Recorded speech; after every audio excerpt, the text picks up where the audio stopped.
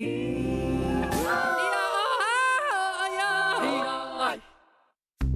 real opportunity for peace and stability, or another Beijing photo op?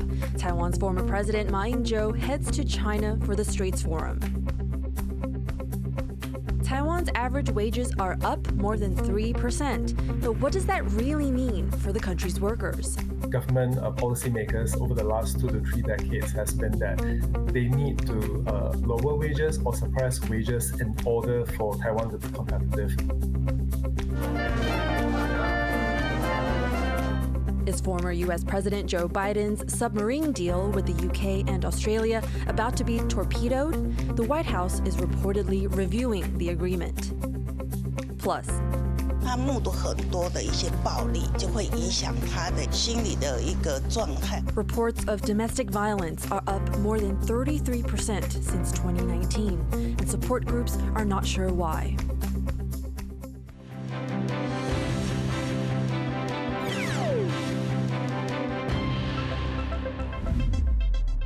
Good evening. Welcome to TaiwanPlus News. I'm Joyce Zhen.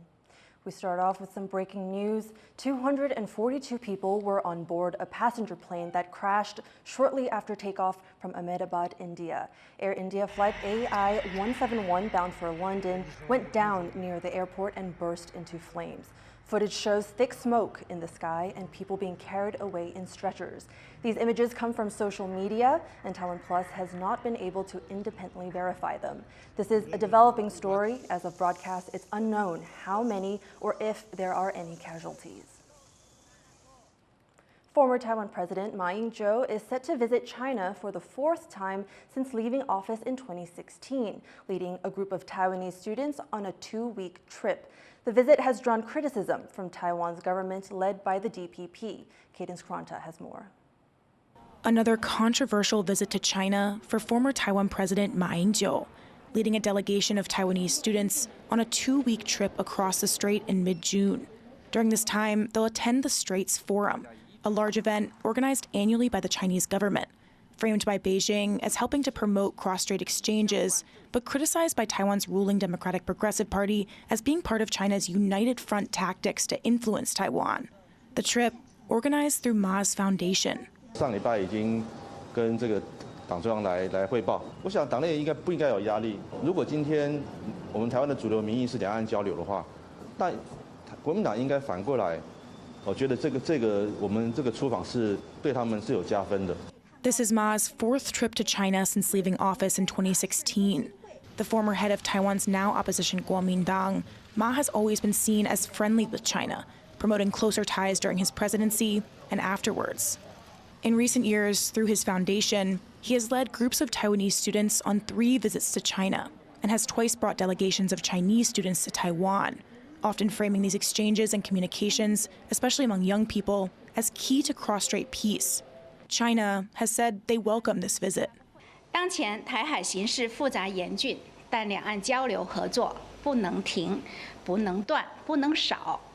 我们一如既往地欢迎台湾各界人士和广大台湾同胞常来大陆走走、参访交流，与我们携手加强交流合作，传承弘扬中华优秀传统文化，致力推动中华民族伟大复兴。 But these trips are controversial in Taiwan. Taiwan's Mainland Affairs Council, the government body that manages relations with China, has criticized the trip, calling it inappropriate. In a statement, the council says that the Straits Forum is part of the Chinese Communist Party's united front tactics to influence Taiwan and to promote unification. It accused Ma of cooperating with the CCP's political manipulation, warning him against becoming a, quote, model of Beijing's united front work. Ma's visits, which have in the past included meetings with Chinese government officials and even Chinese President Xi Jinping in 2024, come amid heightened cross-strait tensions. Formal government-to-government communication has been cut off since 2016, and Beijing has criticized current President Lai Ching-te, calling him a separatist. Lai has stepped up efforts to combat what he calls growing Chinese infiltration in Taiwan. For these youth tours that are run by the Ma Ying-jeou Foundation, I think they're kind of a reflection of the state of cross-strait relations with the Chinese government, with the PRC, seeking ways to try to find influence through, again, what they call people-to-people ties, 民间交流, with, and again, those that are sort of aligned with the KMT or the pan blue side of the political spectrum, while continuing to try to freeze out the Taiwan's actual government. Some also think these trips may be a way for Ma to promote a sense of Chinese identity among young people in Taiwan, amid growing efforts by the Chinese Communist Party itself to influence Taiwanese young people. Apart from the Straits Forum, Ma and the student group will also take part in cultural activities and learn about the Silk Road, according to his foundation. Going ahead, despite ongoing controversy over these trips and what they could mean for the future of cross-strait relations. Klein Wong and Cadence Quaranta for TaiwanPlus. A Chinese ship captain has been given 3 years behind bars for cutting one of Taiwan's undersea communications cables. The captain was accused of using the anchor of his Togo-flagged ship to snap a cable off Taiwan's southwest coast in February. The captain said he did drop anchor in the restricted area, but said he did not intend to damage any cables. Other crew members were not charged due to a lack of evidence and were deported. Several of Taiwan's undersea cables have been damaged in recent years, with some concerns it could be part of China's gray zone tactics against Taiwan. Speculation continues to grow in the U.S. over whether China plans to invade Taiwan. U.S. Defense Secretary Pete Hegseth says he believes Beijing has not made a decision yet, but warns they're getting ready for the possibility. We don't believe they've made that decision yet, but certainly if you look at their exercises that they're performing in that area, they what do you look a lot think, like General what that would Kane? look Do you like. think China is intent on... Speaking at a Senate hearing, Hegseth said China's increasing military activity around Taiwan appears to be preparation for war, and the U.S. must be ready. Meanwhile, the U.S. House Defense Subcommittee has approved $500 million for the Taiwan Security Cooperation Initiative in next year's defense budget. The funding would go toward military aid, training, and new equipment to help Taiwan strengthen its defenses. A potential breakthrough in U.S.-China trade tensions, as officials from both sides say they've agreed to a new framework for bilateral trade. But questions remain over what's exactly in the deal and how long it will last. Chris Gorin reports. U.S. President Donald Trump says his administration has reached a deal with China that could ease the trade war between the world's two largest economies. We made a great deal with China. We're very happy with it. We have everything we need, and we're going to do very well with it, and hopefully they are too. The comments follow talks between the two sides in London, ending with what's described as a new framework for a tariff truce agreed to last month in Geneva. 双方原则上就落实两国元首6月5号通话共识以及日内瓦会谈共识达成了框架。 But details of the deal are murky. Trump saying in a post, magnets and rare earths will be supplied up front by China, while Chinese citizens will be able to, quote, use American universities. But how long will it last? The Wall Street Journal reporting that Beijing's easing of critical rare earth exports is limited to just 6 months. In the meantime, the U.S. will restore exports of key items like jet engines to China. While much of the deal remains under wraps, U.S. Treasury Secretary and negotiator Scott Bessent, now back from London, warned China to play ball. But the country needs to be a reliable partner in trade negotiations. If China will course correct by upholding its end of the initial trade agreement we outlined in Geneva, and I believe after our talks in London they will, then the rebalancing of the world's two largest economies is possible. With more than $600 billion worth of trade on the line, the stakes for the two economic giants and for the world are high. Patrick Chun and Chris Gorin for TaiwanPlus. Western companies are raising concerns over China's latest demands tied to rare earth materials. To get export licenses, companies are being asked to hand over detailed information, including how they operate, who their customers are, and even for images of their facilities. That's sparking concerns about trade secrets and the risk of losing valuable intellectual property. Some manufacturers say it's part of a push by China to strengthen its position in the global market. China's Commerce Ministry has not yet commented. Australia says it's confident the Trump administration will proceed with the Biden-era submarine pact, AUKUS, after a review was announced. I mean, this is a multi-decade program where governments, in fact, are going to come and go. And when new governments come into place, I think you will see them undertake reviews of this kind, and that's fine. We will work very closely with the US on it, but we're really confident about the progress of AUKUS, and we're confident about how it will proceed under the Trump administration. The Trump administration is formally reviewing the $240 billion submarine agreement with Australia and Britain. One official says it's to ensure the deal aligns with a, quote, America First agenda. The defense pact was formed in 2021 amid concerns over China's growing power. It would allow Australia to acquire nuclear-powered submarines, which the country views as crucial to its defense. Skeptics of the pact say the U.S. cannot produce enough submarines to meet America's own demand. For more on what the review means, Izzy Wells spoke to Jennifer Parker, an expert associate at the National Security College of Australia National University. So why is the US reviewing the AUKUS Pact? Is it a cause for concern, or is it just a normal process for a new administration? In terms of whether it's a normal process, I don't think anything about AUKUS is or will ever be normal. It's such a large, expensive, ambitious program. Why is the US conducting the review right now? Well, we don't clearly know. The US Department of Defense hasn't made a statement about it. It's been leaked to the media, and the Australian government was aware of it. So we can confirm that it's actually happening. My view is, to be honest, the US releases a national defense strategy every 4 years. In May this year, US Secretary of Defense Pete Hegseth said that they would be accelerating the national defense strategy that was due in 2026. It would now need to be delivered in August 25. And so I suspect it's part of the national defense strategy. A lot of commentators have come out and said, you know, AUKUS is sinking, it's the end of AUKUS and things like that. But realistically, it's quite prudent to do a review. We know what the challenges are for AUKUS, and I would argue that most of those challenges are being mitigated. From a US perspective, there is a significant amount in this deal for the US. And so I think the review will find that AUKUS is a positive commitment for the US. And I think things will go largely to plan. That actually brings me on to my next question. So with this deal, Australia is set to receive nuclear-powered submarines. What's actually in it for the US? For this deal, Australia will buy US nuclear-powered submarines. And I think it's important to highlight that because a lot of people talk about this as gifting or giving Australian nuclear-powered submarines. And Australia's paying a significant amount of money in for this. But I think all three partners of the AUKUS deal have committed to this for their own national interests, right? Countries don't do things, especially defense acquisitions, altruistically.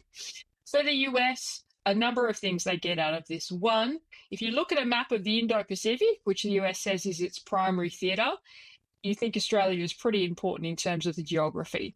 Australia is at the apex of the Indian and the Pacific Oceans, and it is further enough away from China to sit out of the range of most of China's missiles in the event of a crisis or conflict. So the ability to operate submarines from Australia makes life easier for the US in the Indo-Pacific. The second element is Australia is building up its submarine base and its repair yard, so the ability to maintain US submarines in Australia closer to their theatre of choice, but also reducing the burden on maintenance yards in the US, which we know is a key challenge, is beneficial for the US. And I could keep going on with this list. It might get a bit boring, but Australia is critically important to what the US wants to achieve in the Indo-Pacific. Now, critics of this deal include the Pentagon's top policy advisor, Elbridge Colby. He's previously said that if military conflict broke out over Taiwan, having fewer submarines for the US would be, quote, crazy. What would you say to that?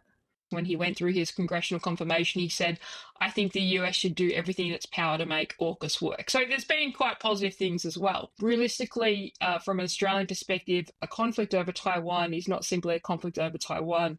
I think it is a region-wide conflict If you look from any military planner perspective, and I spent over 2 decades in the Australian military, you don't look at the chance of invading Taiwan and just think about that as an amphibious invasion. You think about that in terms of suppressing military bases in Japan, the Philippines, etc.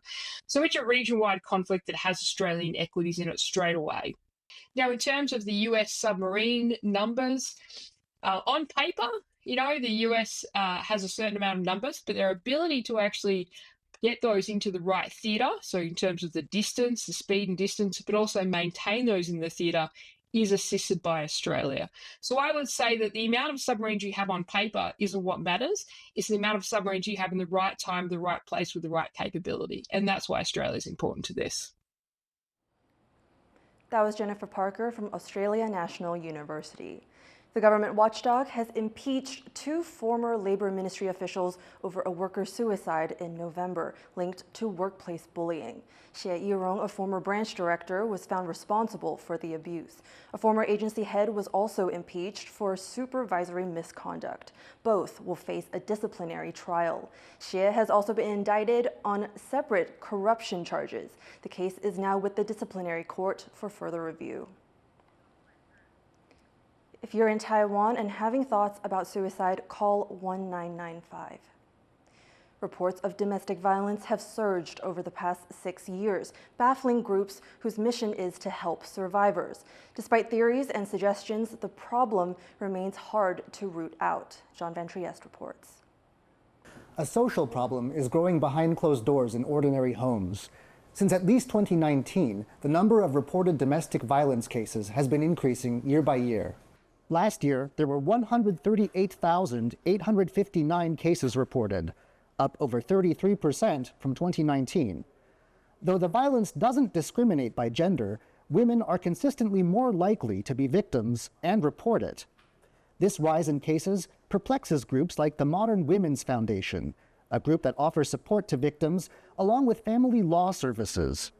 But one theory is that violence is cyclical and gets amplified as children in violent households grow up. 成长在这个受暴家庭当中，是他目睹很多的一些暴力，所以这些暴力当然就会影响他的心理的一个状态。 And there seems to be some evidence for this.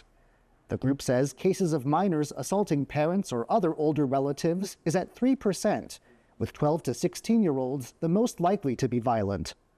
It has some ideas about preventing conflict in the first place. 现在孩子真的有一些很怕被念，你一直念，他可能就会暴走，可能就会有其他的这些行为出现。那在这样的状况之下，就是说我们有一些转化，比如说在这样的情况之下，我们可以先不要去念他，让这些东西可以有一个别的出口的用什么样的方式再来就是了解孩子的情况。 But the private nature of domestic violence makes this a problem that's difficult to tackle at its roots, and many cases likely go unreported. Even the Modern Women's Foundation says they find this trend puzzling, making tackling this silent epidemic a difficult practical challenge. Hank Xu and John Van Trieste in Taipei for TaiwanPlus. Taiwan's workers might have a little more money in their pockets. New figures from the Budget and Statistics Bureau show average salaries are up more than 3% compared to last year. But what does that actually mean for everyday people? Aichi spoke to labor rights researcher Roy Ng to find out. Taiwan's Budget and Statistics Department released its latest monthly wage report shows there's still a gender pay gap in Taiwan's average wages. What's your take on this? I think first and foremost, it shows that there is still some form of gender discrimination going on in spite of the achievements Taiwan have made in terms of gender equality in the broad society. And I think one major reason is that there is a lack of wage transparency, salary transparency, where it's not possible for people to have a good sense of what their counterparts at work are being paid. And it is therefore not possible for people to demand for higher and fairer wages. Taiwan's average wage is still relatively lower compared to other advanced economies like Japan, South Korea, and Singapore. How do you see this wage differential affecting Taiwan's competitive position in the international market? I think when Taiwan looks at the competitiveness of the economy, it doesn't tend to look at it in terms of attracting talent, but in terms of how much it can sell its products and exports. to other countries. And therefore, I think the idea among the government policymakers over the last 2 to 3 decades has been that they need to lower wages or suppress wages in order for Taiwan to be competitive. And I think there is a huge concern that the low wages are in part to play in terms of how Taiwan's value-added growth is not able to catch up. And if you compare wage in terms of wages, advanced countries with higher wages actually do have higher value production. And it makes sense because research says that in countries where there are higher wages, workers are more motivated, they feel more committed, more engaged to their work. They are willing to think of ways to innovate, to help the company innovate and build higher value, higher innovation, and higher priced products that can allow them to sell at higher profits.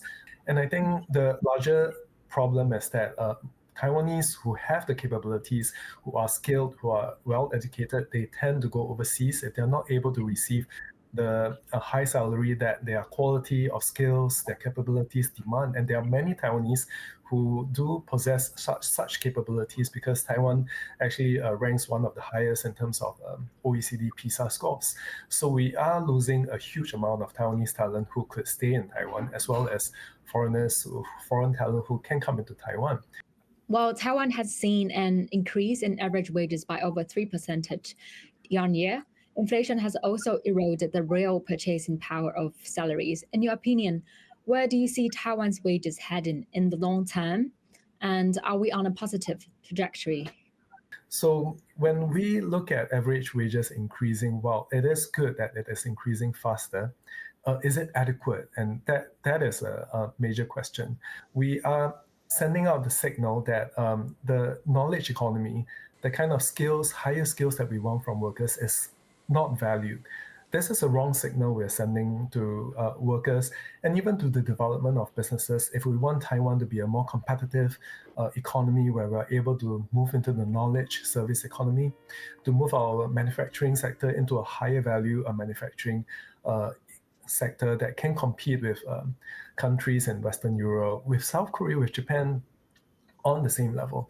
I think it is not adequate for the government to champion that they have seen higher increases compared to the last 20 years, last 30 years. They need to be able to find meaning and value in how the wage increases actually feed back into the inflation, into the cost of living pressures of individuals, as well as how it can transform Taiwan beyond just looking at the low-cost economy, but moving Taiwan into a more expansionary phase. That was labor rights researcher and activist Roy Ng speaking to us from Okinawa. Water sports are growing in popularity in Taiwan, including one that involves a magical tail. Sandy Chi met with members of this unique diving community to find out why more people are trying it and the risks it brings. In the world of mermaiding, water isn't just for swimming, it's the stage.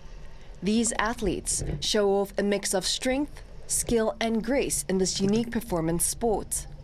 美人鱼它是一个就是大家小时候很多人可能都有一个人鱼梦，然后就会想要说在水里面游得像一个美人鱼一样，不管是像是小美人鱼艾丽儿，或是像是神鬼奇航里面的海妖，就是会有不同的风格。Mermaiding uses the principles of freediving, but instead with a monofin, requiring the diver to mimic the movements of the mythical creature. The sport has been growing in popularity all over the world, but especially here in Taiwan, where an annual mermaiding competition showcases the community's underwater magic. This year, 80 participants came to Taiwan's only ocean park to take part. Mermaid performance is amazing because mermaiding in Taiwan is very popular, and we understand is the mermaid in Taiwan actually is the highest quality in the world. In Taiwan, you can see their skills is the best, their performance, I mean the artistic performance, like the storytelling, like the moving with music, and then some very challenging skills, I mean some posture, they also can do very well. This year, many international contestants flew in from abroad, including from Japan, South Korea, and the Philippines. I'm from the Philippines, And I really wanted to go to Taiwan because I admire the athletes here, the mermaids here. When I started being a fish, I've always looked to the Taiwanese, like how they swim, how they move, and it's really been a great experience to actually see them. And to achieve that effortless underwater grace requires a lot of training. 我觉得最困难的地方是你要找到你身体哪里该发力。 But the sport also comes with dangers, as the monofin can increase the risk of drowning. Earlier this year, a mermaid performer in China reportedly passed out mid-show, shocking the audience.